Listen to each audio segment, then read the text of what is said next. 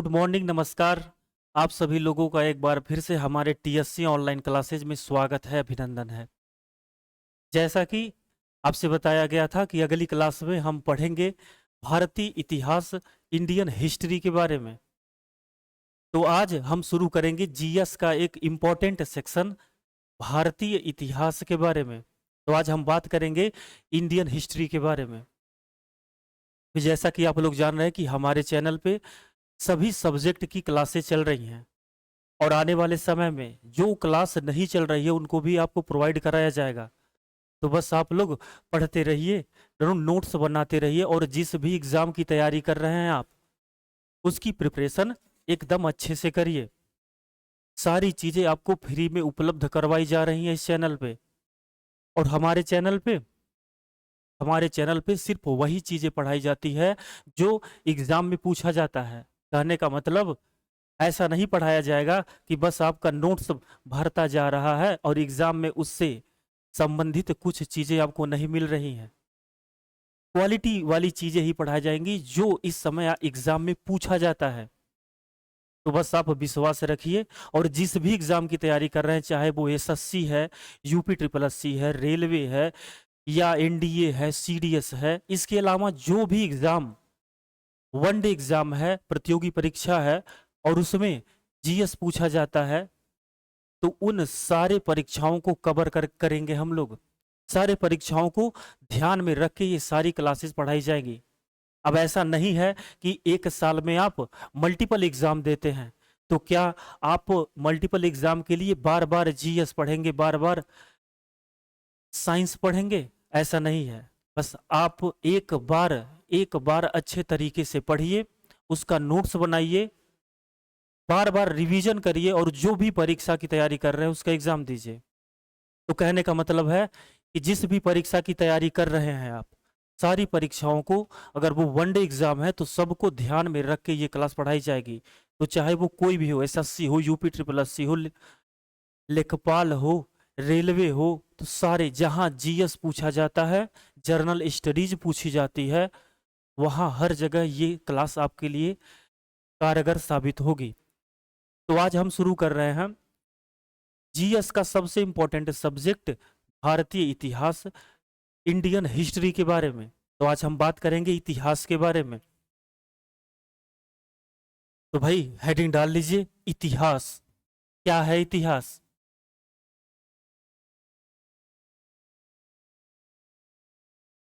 लिखिए इतिहास या हिस्ट्री।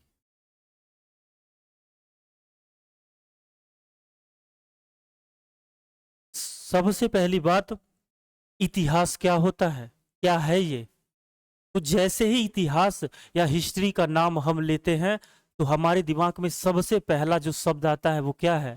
पास्ट या अतीत। यही सबसे पहला जो बात आएगा, सबसे पहली जो ख्याल आएगा हमारे दिमाग में, वो पास्ट या अतीत। अतीत की घटनाएं, वह घटनाएं जो अतीत में घट चुकी हैं, उन्हीं का ख्याल हमारे दिमाग में आता है इतिहास। तो जैसे ही हम आपसे हिस्ट्री बोलते हैं या इतिहास बोलते हैं तो सबसे पहली बात दिमाग में आती है कि कुछ ऐसी कहानियां, कुछ ऐसे चीजें जो पुराने समय में घटित हो चुकी हैं, वही चीज ख्याल हमारे दिमाग में आता है। तो सबसे पहले बात करेंगे कि इतिहास किसको कहते हैं। इतिहास एक ग्रंथ है जो हमें अतीत में घटित घटनाओं की जानकारी देता है। तो इतिहास क्या है? ध्यान रखें, इतिहास एक ग्रंथ है जो हमें अतीत में घटित हुई घटनाओं के बारे में जानकारी देता है। सबसे महत्वपूर्ण बात, क्या इतिहास अतीत में घटित सभी घटनाओं को ही कहा जाएगा? क्या अतीत में जो भी घटनाएं घटित हुई उनको इतिहास कहा जाएगा? यस या नो? तो भाई आप कहेंगे नहीं, ऐसा नहीं है कि अतीत में, पास्ट में जो भी घटनाएं घटित हुई वो सारे घटनाओं को हम इतिहास कह देंगे, ऐसा नहीं है। अतीत में घटित ऐसी घटनाएं जिनका हमारे पास सबूत है, साक्ष्य है, सोर्स है, बस ऐसी ही घटनाओं को हम क्या कहेंगे, इतिहास। कहने का मतलब ऐसी घटनाएं जो अतीत में घटित हुई हैं, जो निश्चित तौर पे घटित हुई है, उनका हमारे पास सबूत है, साक्ष्य है, ऐसी ही घटनाओं को क्या कहा जाएगा, इतिहास कहा जाएगा। सभी घटनाओं को इतिहास नहीं कहा जाएगा। जिनका हमारे पास सोर्स नहीं है, जिनका हमारे पास कोई साक्ष्य नहीं है, उनको हम इतिहास नहीं कहेंगे। तो इतिहास किसको कहेंगे, अतीत में घटित वो सारी घटनाएं जिनका बारे में हमको पूर्णतः नॉलेज है, पूर्णतः ये ज्ञात है कि ये कन्फर्म तौर पे घटित हुई हैं। और ये कैसे पता चलेगा कि हमारे पास उनको घटित होने का कोई सबूत होगा, कोई साक्ष्य होगा। तो बस, तो किस तरह की के साक्ष्य होते हैं, मुख्यतः दो प्रकार के। किसी भी अतीत में घटित घटना के बारे में जानने के लिए दो प्रकार के स्रोत होते हैं। दो तब प्रकार के स्रोत या सोर्स होते हैं। सबसे पहला लिखेंगे पुरातात्विक स्रोत, पुरातात्विक स्रोत।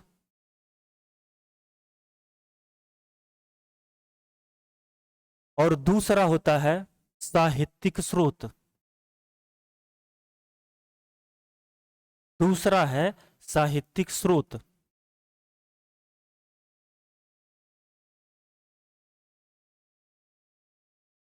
अतीत में घटित किसी भी घटना की जानकारी के लिए हमारे पास दो तरह के सोर्स या साक्ष्य होते हैं, पुरातात्विक स्रोत और साहित्यिक स्रोत। तो दो तरीके की जानकारी होती है।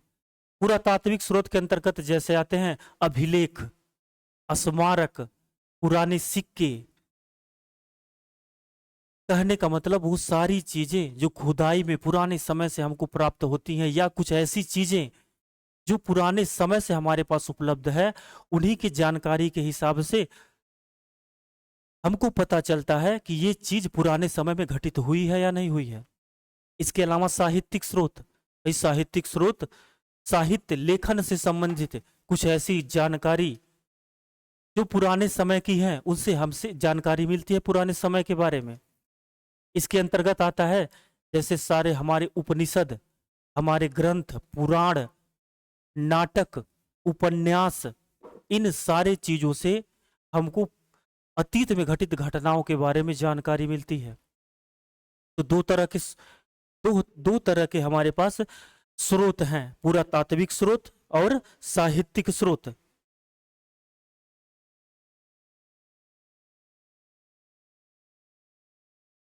तो आगे आगे बढ़ेंगे। सबसे पहले जानेंगे हिस्ट्री।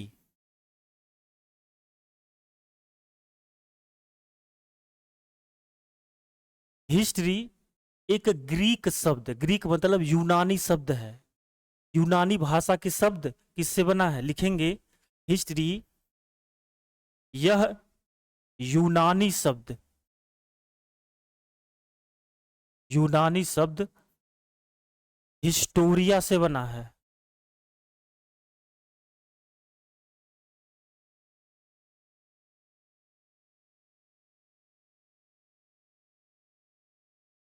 यह यूनानी शब्द हिस्टोरिया से बना है।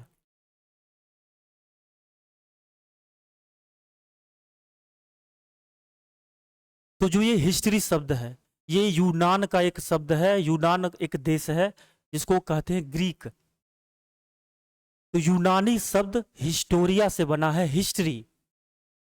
तो जो ये यूनानी शब्द हिस्ट्री है, यह यूनानी शब्द हिस्टोरिया से बना है।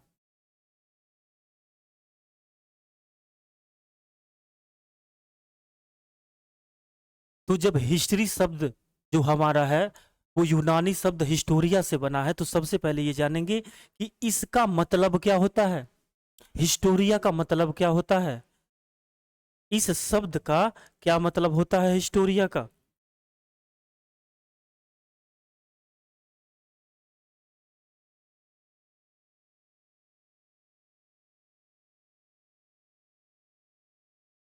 हिस्टोरिया का क्या मतलब होता है, इसका मतलब होता है छानबीन करके, इन्वेस्टिगेशन करके प्राप्त जानकारी ही क्या कहलाती है, हिस्टोरिया। इन्वेस्टिगेशन करके, छानबीन करके प्राप्त जानकारी को क्या कहा जाता है? यूनानी शब्द एक हिस्टोरिया है, इसको हिस्टोरिया कहा जाता है। तो छानबीन करने से, इन्वेस्टिगेशन करने से जो जानकारी मिलती है उसको कहा जाता है हिस्टोरिया। यूनान के ही, इसी देश के यूनान के एक व्यक्ति थे, यूनान के एक व्यक्ति थे,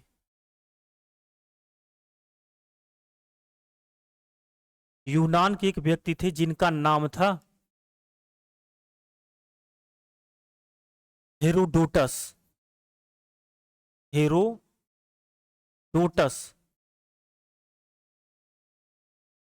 यूनान के एक व्यक्ति थे जिनका नाम था हेरोडोटस। हेरोडोटस के द्वारा उनके देश में पुराने समय में हुई घटनाओं की छानबीन करने के बाद एक किताब लिखी जिसका नाम था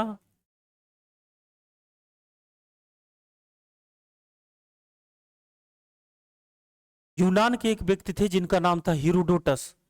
हेरोडोटस ने एक किताब लिखी, उस किताब का नाम था हिस्टोरिका।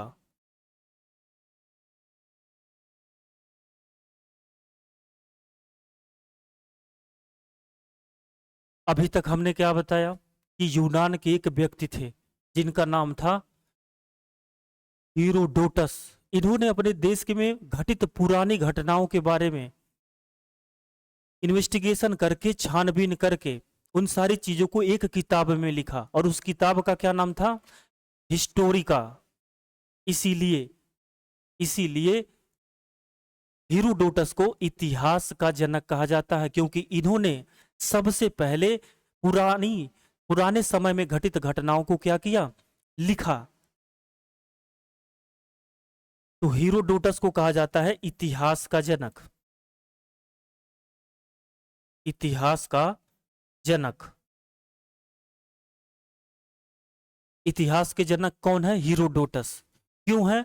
क्योंकि इन्होंने सबसे पहले अतीत में घटित घटनाओं की जानकारी एक किताब में लिखी जिसका नाम था हिस्टोरिका।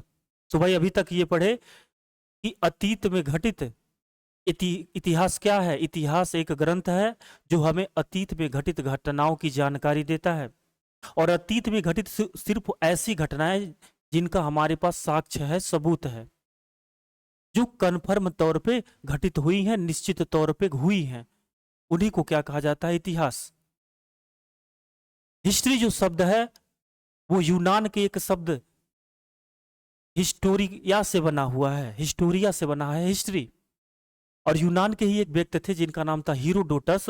उन्होंने सबसे पहले एक किताब लिखी हिस्टोरिका, इसीलिए इसीलिए इनको इतिहास का जनक कहा जाता है।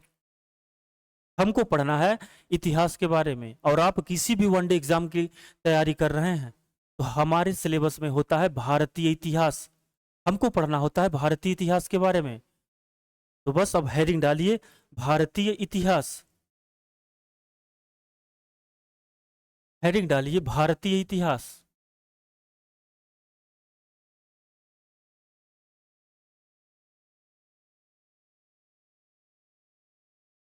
भारतीय इतिहास।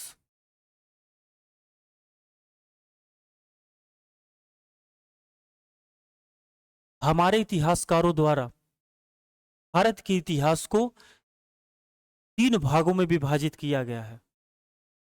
कौन कौन से 3 भाग हैं? भाई अपने पढ़ने की सुविधा के लिए इतिहास को 3 भागों में विभाजित किया गया है, और वो 3 भाग कौन कौन से हैं? तो सबसे पहले है प्राचीन इतिहास या प्राचीन भारत। भारत के इतिहास को 3 भागों में बांटा गया है। सबसे पहला प्राचीन भारत, दूसरा है मध्यकालीन भारत, मध्यकालीन भारत,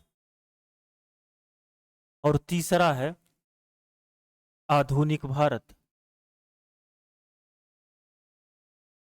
आधुनिक भारत।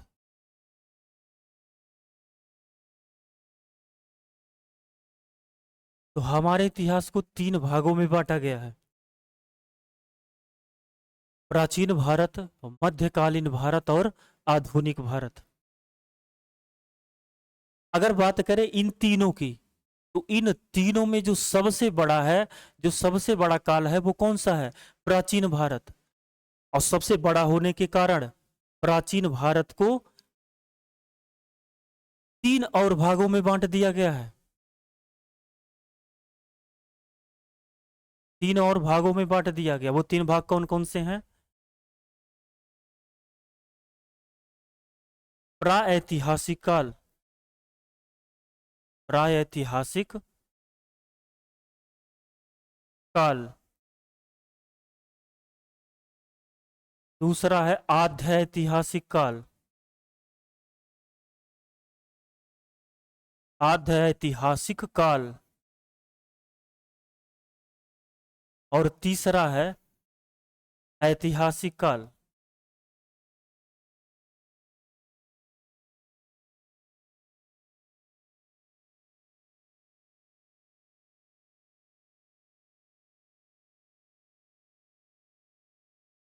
तो हमारे भारतीय इतिहास को 3 भागों में बांटा गया है। प्राचीन भारत, मध्यकालीन भारत और आधुनिक भारत।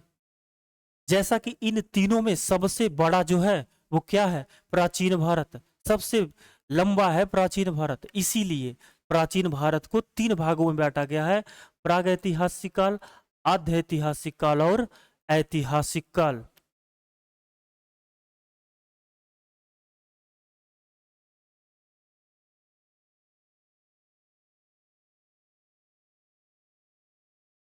और इन तीनों की बात करें तो सबसे पुराना काल कौन सा है?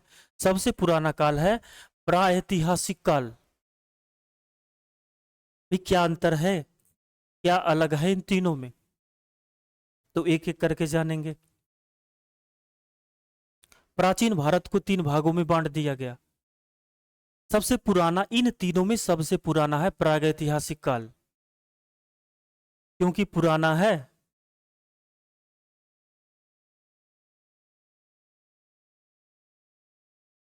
प्राचीन इतिहास को 3 भागों में बांट दिया गया। अगर इनकी बात किया जाए, इन तीनों की बात किया जाए, तो सबसे पुराना इन तीनों में कौन सा है? प्रागैतिहासिक काल। प्रागैतिहासिक काल ऐसा काल है जिसके बारे में हमारे पास पुरातात्विक सोर्स भी हैं, पुरातात्विक स्रोत भी हैं और साहित्यिक स्रोत नहीं हैं। कहने का मतलब इस काल में मनुष्य द्वारा लिखने की जो शैली है उसको विकसित नहीं किया गया था। मनुष्य लिखना नहीं जानता था। उस समय खाना बदोश हुआ करता था, बस शिकार किया जाता था मनुष्यों द्वारा और अपना पेट भरने का काम किया जाता था। तो प्राग ऐतिहासिक काल ऐसा काल है, इस समय मनुष्य लिखना या पढ़ना नहीं जानता था, लिपियों का आविष्कार नहीं हुआ था। तो इसलिए इसके बारे में हमको जो जानकारी मिलती है वो पुरातात्विक स्रोत के आधार पर मिलती है। तो प्रागैतिहासिक काल ऐसा काल है जिसके बारे में हमको जानकारी सिर्फ और सिर्फ कहां से मिलती है? पुरातात्विक स्रोतों द्वारा। इसका कोई साहित्यिक स्रोत नहीं है, कोई साहित्यिक सोर्स नहीं है। दूसरा है आध्यैतिहासिक काल। आध्यैतिहासिक काल के बारे में हमारे पास पुरातात्विक स्रोत के साथ साथ साहित्यिक स्रोत भी हैं, लेकिन आध्यैतिहासिक काल में लिखी गई लिपियों को आज तक पढ़ा नहीं जा सका है। कहने का मतलब आध्यैतिहासिक काल में मनुष्य लिखना सीख लिया था, लेकिन उसके द्वारा लिखी गई चीजें आज तक हमारे इतिहासकारों द्वारा पढ़ा नहीं जा सका है। तो प्राग ऐतिहासिक काल में मनुष्य लिखना नहीं जानता था, लिपियों का आविष्कार नहीं हुआ था। उसके बारे में जानकारी सिर्फ पुरातात्विक स्रोतों के आधार पर मिलती है। लेकिन आध्य ऐतिहासिक काल में मनुष्य लिखना जान गया था, लेकिन उसके द्वारा लिखी गई जानकारी आज तक मनुष्य द्वारा पढ़ी नहीं गई है। तो सबसे पहले प्रागैतिहासिक काल में सिर्फ पुरातात्विक सोर्स हैं, लेकिन आध्य ऐतिहासिक काल का हमारे पास पुरातात्विक के साथ साथ साहित्यिक स्रोत भी हैं, लेकिन उन्हें पढ़ा नहीं जा सका। इसके बाद है ऐतिहासिक काल। ऐतिहासिक काल के बारे में हमारे पास पुरातात्विक स्रोत भी है और साहित्यिक स्रोत भी है, और इन साहित्यिक स्रोतों को मनुष्य द्वारा पढ़ा भी जा चुका है, समझा भी जा चुका है। तो इनकी जानकारी किस प्रकार से मिलती है? स्रोतों के माध्यम से, पुरातात्विक स्रोतों के माध्यम से, साहित्यिक स्रोतों के माध्यम से। तो बस प्राग ऐतिहासिक काल के बाद सिर्फ हमारे पास पुरातात्विक स्रोत हैं, आधे ऐतिहासिक काल हमारे पास पुरातात्विक के साथ साथ साहित्यिक भी स्रोत हैं, लेकिन उनको पढ़ा नहीं जा सका है आज तक। और ऐतिहासिक काल के बारे में हमारे पास पुरातात्विक स्रोत भी हैं, साहित्यिक स्रोत भी हैं, जिनको मनुष्य द्वारा पढ़ा भी जा चुका है, समझा भी जा चुका है। जैसा कि हमने बताया, इन तीनों काल में सबसे बड़ा काल रहा प्रागैतिहासिक काल। इसीलिए इसको दो भागों में विभाजित किया गया है, दो युगों में विभाजित किया गया। और सबसे पहला है पाषाण युग। पाषाण युग, पाषाण युग को क्या कहते हैं? स्टोन एज, पत्थरों का समय। दूसरा है ताम्र युग, ताम्र युग, या इसको कहते हैं ताम्रपाषाण युग। ताम्र पाषाण युग।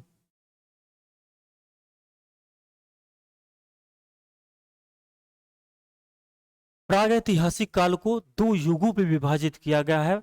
सबसे पहला है पाषाण युग, पाषाण युग या स्टोन एज, और दूसरा है ताम्र युग या ताम्र पाषाण युग।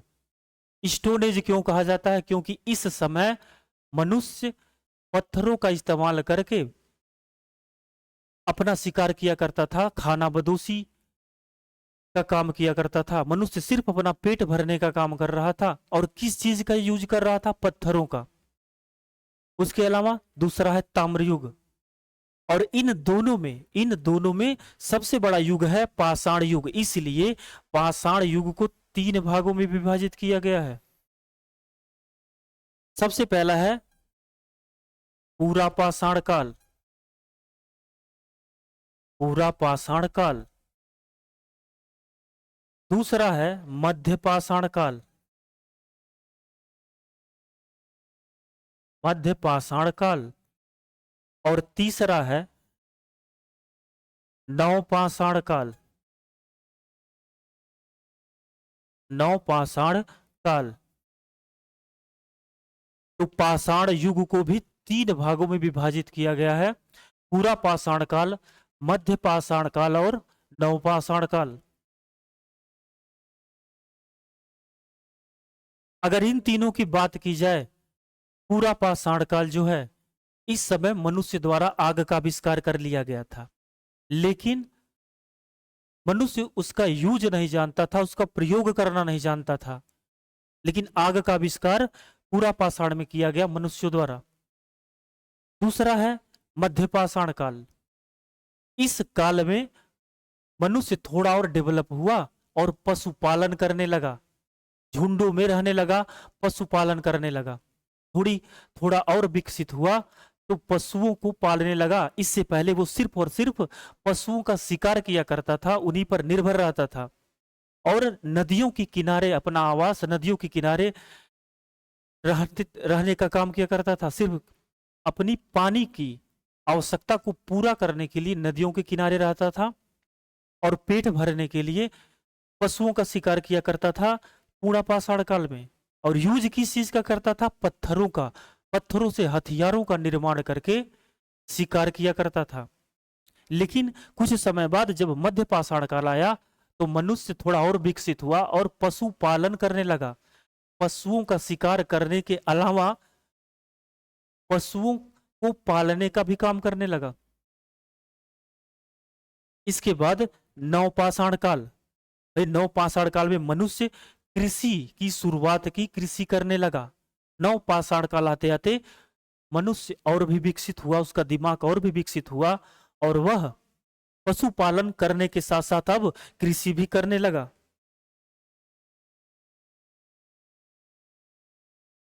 हमारे पास अभी तक जो सबसे पुराना मानव कंकाल मिला है, वह किस समय का है? वो मध्य पाषाण काल का है। हमारे पास जो सबसे पुराना मानव कंकाल प्राप्त हुआ है, वो किस काल का है? मध्य पाषाण काल का। तो हमारे भारतीय इतिहास को इस प्रकार विभाजित किया गया है कि भारतीय इतिहास को पढ़ना है 3 भागों में। प्राचीन भारत, और प्राचीन भारत में हिंदू शासन करेंगे, हिंदू द्वारा शासन चलाया जाएगा। दूसरा पढ़ना है मध्यकालीन भारत, और मध्यकालीन भारत में शासन चलेगा मुसलमानों का। और जब पढ़ेंगे आधुनिक भारत, तो आधुनिक भारत में शासन करेंगे अंग्रेज। इन तीनों में सबसे बड़ा पार्ट है प्राचीन भारत। इसीलिए प्राचीन भारत को 3 भागों में बांटा गया है, प्रागैतिहासिक काल, आद्य ऐतिहासिक काल और ऐतिहासिक काल। इन तीनों में सबसे बड़ा जो भाग है प्रागैतिहासिक काल, इसीलिए इसको 2 युगों में विभाजित किया गया है। एक है पाषाण युग, स्टोन एज, और दूसरा है ताम्र युग। पाषाण युग में मनुष्य पत्थरों का यूज करता था, पत्थरों का प्रयोग करके शिकार किया करता था। लेकिन ताम्र युग आया और सबसे पहली जिस धातु की खोज की गई वो थी तांबा। तो जब तांबे का खोज हुआ उसी समय से चालू हो जाता है ताम्र युग, ताम्र युग प्रारंभ हो जाता है। और मनुष्य जो है वो धातुओं का प्रयोग करने लगा, हथियार बनाने लगा। और जो पाषाण युग है वो सबसे बड़ा है इन दोनों में, इसीलिए उसको 3 भागों में विभाजित किया। पूरा पाषाण काल, मध्य पाषाण काल और नव पाषाण काल। पूरा पाषाण काल में मनुष्य पत्थरों का प्रयोग करके शिकार किया करता था। मध्य पाषाण काल आते आते मनुष्य पशुओं का शिकार करने के साथ साथ उनको पालना भी सीख लिया। और नव पाषाण काल में कृषि की शुरुआत हुई। और हमारे पास जो सबसे पुराने कंकाल हैं वो किस समय के हैं? मध्य पाषाण काल के।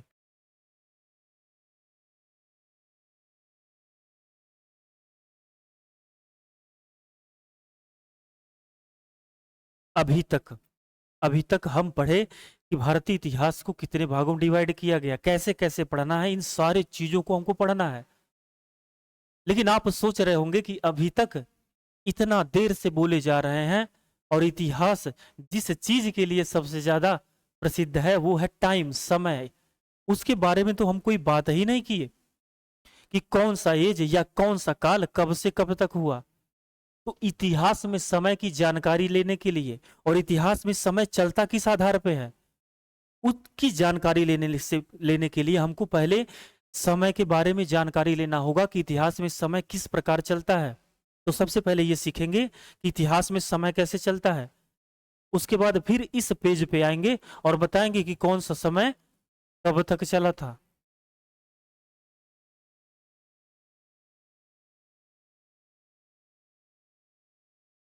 जानना है हम लोगों को समय के बारे में कि इतिहास में समय कैसे चलता है। तो सबसे पहले कुछ बातें ध्यान रखेंगे। जो हमारे घर में कैलेंडर है, सबसे ज्यादा जिस कैलेंडर का यूज किया जाता है उसको क्या कहा जाता है? ईसाइयों का कैलेंडर, ग्रेगोरियन कैलेंडर।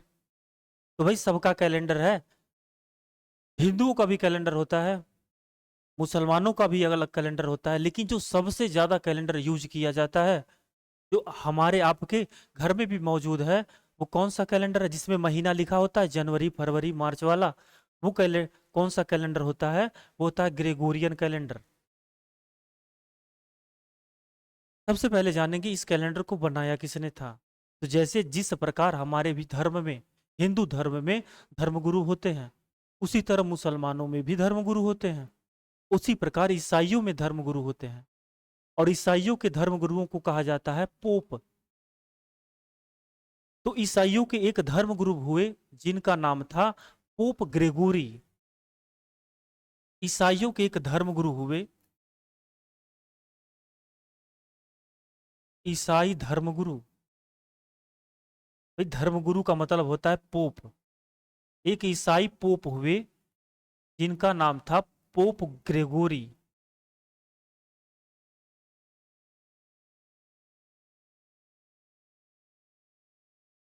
एक ईसाई पोप हुए, एक ईसाई धर्मगुरु हुए जिनका नाम था पोप ग्रेगोरी। इन्होंने ईसा मसीह के जन्म वर्ष को 20 वर्ष बनाकर एक कैलेंडर बनाया जिसको कहा जाता है ग्रेगोरियन कैलेंडर। तो इन्हीं पोप ग्रेगोरी के द्वारा बनाया गया ग्रेगोरियन कैलेंडर। Gregorian calendar.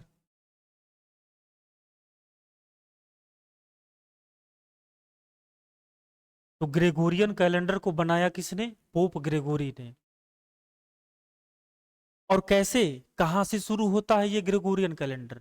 जिस वर्ष ईसा मसीह का जन्म हुआ उसी वर्ष को बेस वर्ष मानकर पोप ग्रेगोरी ने एक कैलेंडर बनाया जिसको कहा जाता है ग्रेगोरियन कैलेंडर।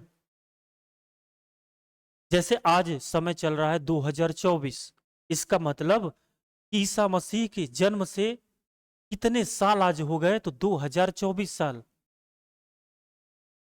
कहने का मतलब कि जिस वर्ष ईसा का जन्म हुआ, जिस वर्ष ईसा का जन्म हुआ उसी वर्ष को बेस वर्ष बनाया गया। उसके बाद से चलने लगा, यहां से चलने लगा 1 वर्ष, 2 वर्ष, 3 वर्ष, और ऐसे करते करते आज का समय आ गया है 2024।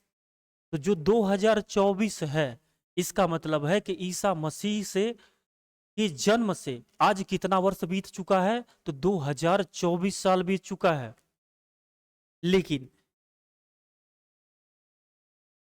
लेकिन क्या ईसा मसीह के जन्म से पहले कोई घटना घटित नहीं हुई? तो भाई आप कहेंगे जाहिर सी बात है, बहुत सारी घटनाएं उनके जन्म से पहले भी घटित हुई। तो अगर उनके बारे में जानकारी लेना होता है तो क्या कहेंगे? तो अभी तक बस इतना जाने कि जो ईसा का जन्म हुआ उसी वर्ष को बेस वर्ष मानकर 1 साल बाद, उनके जन्म के 1 साल बाद कहा गया सन 1, 2 साल बाद 2, 3, 4, और ऐसे करते करते आज हो गया 2024। और आगे चलेंगे तो लिखते हैं ईसवी, कि इनके जन्म से 2024 साल बीत गए हैं ईसा मसीह के जन्म से। लेकिन इनके जन्म से पहले जो घटना घटी है, जैसे पीछे चलेंगे 1 वर्ष, 2 वर्ष, 3 वर्ष, 4 वर्ष, तो इसको क्या लिखते हैं? ईसा पूर्व। मतलब ईसा के जन्म से पहले, ईसा पूर्व मतलब ईसा के जन्म से पहले। तो ईसा के 4 का मतलब 4 ईसा पूर्व, इसको कैसे पढ़ेंगे? 4 ईसा पूर्व मतलब ईसा मसीह के जन्म से 4 साल पहले। और ये उल्टा चलता है, इधर सीधा चलता है।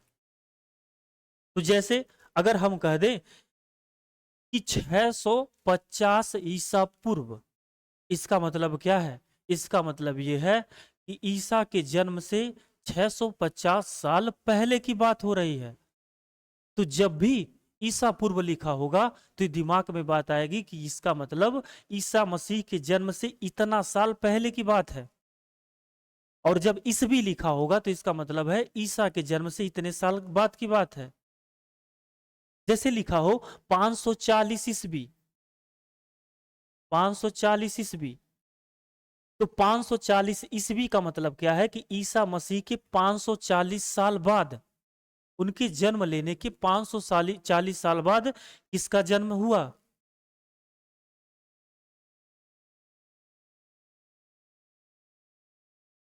540 साल बाद किसका जन्म हुआ? तो जिसका भी हुआ वो 540 साल बाद। वैसे ही इनके जन्म से कुछ समय पहले मान लीजिए कि 650 ईसा लिखा हुआ है, 650 ईसा पूर्व, मतलब ईसा मसीह के जन्म लेने से कितना पहले? तो 650 साल पहले की बात हम कर रहे हैं। तो इतिहास में समय इस प्रकार चलता है।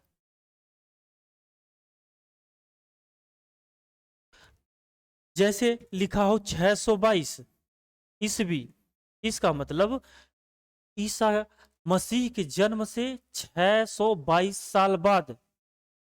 और यही अगर 622 ईसा पूर्व लिखा हुआ है तो इसका मतलब है कि ईसा मसीह के जन्म से 622 साल पहले की बात है वो। तो इतिहास में इस प्रकार चलता है समय।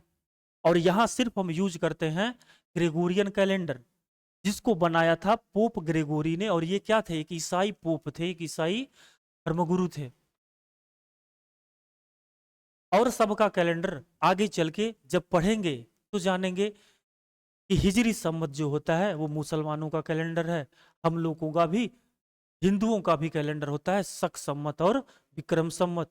तो सारी जानकारी बाद की है, लेकिन इतिहास में जो समय चलता है, जो ईसवी या ईसा पूर्व लिखते हैं, ये है किस आधार पे, किस कैलेंडर के आधार पे है, तो ये है ग्रेगोरियन कैलेंडर। और ये किन का कैलेंडर है? ये ईसाइयों का कैलेंडर है, जिसका यूज आपके घर में होता है। महीना लिखा होता है जनवरी, फरवरी, मार्च, अप्रैल। तो ये जो कैलेंडर है ये है ग्रेगोरियन कैलेंडर, जिसका निर्माण किया था पोप ग्रेगोरी ने। और ये कब से शुरू होता है? जिस वर्ष ईसा मसीह का जन्म हुआ, उसी वर्ष को बेस वर्ष मानकर चलाया गया ग्रेगोरियन कैलेंडर। तो भाई आपको ये बात समझ में आ गई होगी कि कैसे चलता है समय। बस अब पीछे आएंगे, अब सारी बातें आपको अच्छे से समझ में आएंगी।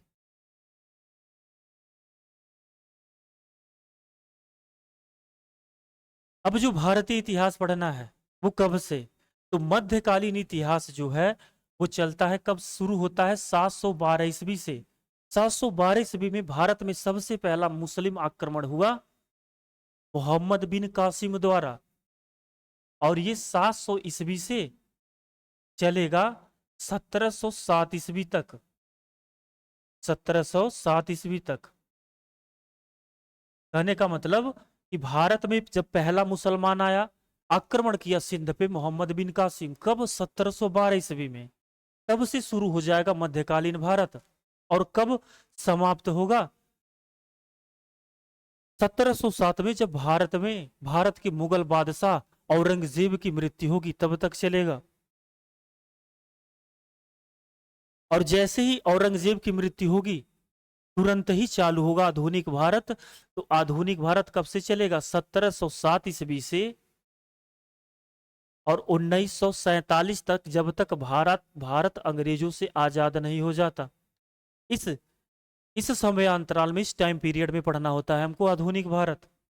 तो 712 का मतलब क्या हुआ? ईसा मसीह के 712 साल बाद की बात है, जब से शुरू होती है मध्यकालीन। और 1707 ईस्वी का मतलब है कि ईसा मसीह के जन्म से 1707 साल बाद चालू हो रहा है क्या? आपका आधुनिक भारत। उसी प्रकार प्राचीन भारत, भाई प्राचीन भारत में भी तीन भाग में बांटा है: प्रागैतिहासिक काल, आध्य ऐतिहासिक काल और ऐतिहासिक काल। तो आध्य ऐतिहासिक काल कब से चालू होता है? ये होता है 2500 ईसा पूर्व से 600 ईसा पूर्व तक। 2500 ईसा पूर्व से 600 ईसा पूर्व तक। कहने का मतलब ईसा मसीह के जन्म से 2500 साल पहले से, और कब तक? ईसा मसीह के जन्म से 600 साल पहले तक के बीच टाइम पीरियड को क्या कहा जाता है? आध्य ऐतिहासिक काल। और इसी आध्य ऐतिहासिक काल में हमको पढ़ना होता है सिंधु घाटी सभ्यता और वैदिक सभ्यता। तो जब पढ़ेंगे हम लोग आध्य ऐतिहासिक काल, तो इसी आध्य ऐतिहासिक काल के दौरान हमारे देश में दो दो सभ्यताओं का जन्म हुआ: सिंधु घाटी सभ्यता और वैदिक सभ्यता। इसके अलावा ताम्रयुग। ताम्रयुग, जो ये ताम्रयुग है, जब से तांबे का खोज हुआ, तो मनुष्यों द्वारा तांबे की धातु का औजार बनाने का प्रयोग किया जाने लगा। इससे पहले पाषाण युग चल रहा था, मनुष्यों द्वारा पत्थरों का प्रयोग किया जा रहा था हथियार बनाने के लिए। ताम्र युग चलता है 3000 ईसा पूर्व से, 3000 ईसा पूर्व से 2000 ईसा पूर्व तक। 3000 ईसा पूर्व से 2000 ईसा पूर्व के मध्य आपका चलता है ताम्र युग। और सबसे पुराना है पाषाण। भाई नाम से ही लग रहा है कि पुराना है, पाषाण युग, स्टोन एज। तो सबसे पहला पूरा पाषाण काल कब से शुरू होता है? इनफाइनाइट, अनंत, पता नहीं, क्योंकि अभी भी जानकारियां मिलती जा रही हैं खुदाई में। कुछ ऐसी चीज मिलती जा रही है जो और पुरानी चीजों से और पुरानी है। तो इसीलिए ये कन्फर्म नहीं बताया जा सकता कि कब से चालू होता है, लेकिन इनफाइनाइट से चलता है 8000 ईसा पूर्व तक। पूरा पाषाण काल। इसी काल में मनुष्य द्वारा आग का आविष्कार किया गया और मनुष्य इस काल में खाना बदोश हुआ करता था, सिर्फ जानवरों पर निर्भर रहा करता था, नदियों के किनारे रहता था, शिकार करके अपना पेट भरता था। लेकिन समय के साथ मध्य पाषाण काल आया। मनुष्य का जो है वो हथियार जो पत्थर के थे वो पहले बड़े होते थे, अब और छोटे होने लगे और मनुष्य द्वारा पशुपालन की भी शुरुआत की गई मध्य पाषाण काल में। और आज तक जितने भी मानव कंकाल मिले हैं वो सबसे पुराना मानव कंकाल किस युग का है? मध्य पाषाण काल का। तो मध्य पाषाण काल जो है वो चलता है 8000 ईसा पूर्व से 4000 ईसा पूर्व तक। 4000 ईसा पूर्व तक। और नव पाषाण काल 4000 ईसा पूर्व से शुरू होता है, मतलब ईसा मसीह के जन्म से 4000 साल पहले शुरू होता है और 250 ईसा पूर्व खत्म हो जाता है। तो कहने का मतलब ईसा मसीह के जन्म से 8000 साल पहले शुरू हो जाता है मध्य पाषाण काल और कब तक चलता है? ईसा मसीह के जन्म के 4000 साल पहले तक। तो ये थी आपकी इंट्रोडक्शन क्लास।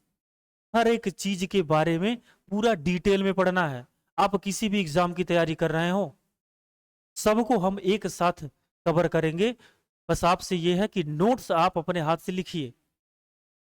और कुछ लोग जो कमेंट करते हैं कि सर नोट्स प्रोवाइड करा दीजिए, तो हमारा आपसे बस यही सलाह है कि अपने हाथों से नोट्स बनाइए। लेकिन अगर उसके बाद भी कुछ लोग हैं जिनको नोट्स चाहिए तो अभी आपको इंतजार करना होगा भाई। अभी कुछ समय इंतजार करिए, कुछ समय, महीने 2 महीने बाद आपको नोट्स मिल जाएंगे और आप पढ़ते रहिए एकदम सिस्टमेटिक तरीके से। आपके सिलेबस को, आपको एग्जाम को ध्यान में रखते हुए ये सारी क्लासेज पढ़ाई जाएगी आपको। तो बस आप भरोसा रखिए और जो भी पढ़ाया जा रहा है उसका बैक टेस्ट करने के लिए पहले 2-4 क्लास अटेंड करिए और जिस भी परीक्षा की तैयारी कर रहे हैं उसका प्रीवियस ईयर पेपर सॉल्व कर लीजिए। आपको पता चल जाएगा कि पढ़ाया हुआ एग्जाम में आता है या नहीं आता है। तो यहां पर आपको कोई धोखा नहीं दिया जा रहा है, सभी क्लासेज फ्री में चल रही हैं। और आज हम जीएस का इंपॉर्टेंट सब्जेक्ट हिस्ट्री की शुरुआत किए हैं। इससे पहले क्लास में पॉलिटी भी पढ़ाई जा रही है, आने वाले समय में ज्योग्राफी भी चलेगा, इकोनॉमिक्स भी चलेगा और साइंस के तीनों सब्जेक्ट भी चलेंगे। प्रेजेंट टाइम में मैथ की भी क्लासेस चल रही हैं, हिंदी की भी क्लासेस चल रही हैं। तो आप पढ़ते रहिए, नोट्स बनाते रहिए। और आपसे भाई एक आग्रह है कि जो कंटेंट आपको ये फ्री ऑफ कॉस्ट उपलब्ध कराया जा रहा है, आपको अंदाजा तो लग गया होगा कि किस लेवल का कंटेंट आपको प्रोवाइड कराया जा रहा है। तो आपसे बस एक आग्रह है कि वीडियो को ज़्यादा से ज़्यादा लाइक करिए और अगर अभी तक सब्सक्राइब नहीं किए हैं तो सब्सक्राइब करिए और सबसे इंपॉर्टेंट शेयर जरूर करिए और पढ़ते रहिए। क्लासेस चलेंगी, हिस्ट्री की भी, पॉलिटी की भी, सारा चीज़ें आपको पढ़ाया जाएगा। पूरा जीएस का जो पोर्शन है, जनरल स्टडीज का जो पोर्शन है वो कवर किया जाएगा हमारे चैनल पे। तो बस आप पढ़ते रहिए और शेयर करना ना भूलिए। और कमेंट में बताइए कि कहाँ से शुरुआत की जाए प्राचीन भारत से। भाई तीनों अलग हैं, कहीं से भी शुरू किया जा सकता है, उसमें कोई दिक्कत परेशानी नहीं आने वाली है आपको। तो सबसे ज्यादा कमेंट जिस जिस चीज का रहेगा कि कहां से पढ़ना है, प्राचीन भारत से या मध्यकालीन भारत से, आधुनिक भारत से, हम वहां से शुरुआत कर देंगे। जो भी पढ़ना हुआ, जहां से सबसे ज्यादा लोगों का कमेंट आया कि ये यहां से शुरुआत की जाए तो वहां से शुरुआत कर दी जाएगी। तो क्या पढ़ना है अगली क्लास में, कहां से शुरू किया जाएगा, वो आप पे निर्भर है। तो बताइएगा आप, क्योंकि तीनों अलग अलग है, कोई मतलब नहीं है, किसी को भी पहले पढ़ा जा सकता है। तो आप कमेंट में बताइएगा कहां से पढ़ना है, हम वहीं से शुरुआत करेंगे। तो आज की क्लास को यहीं तक रखते हैं, तब तक के लिए जय हिंद।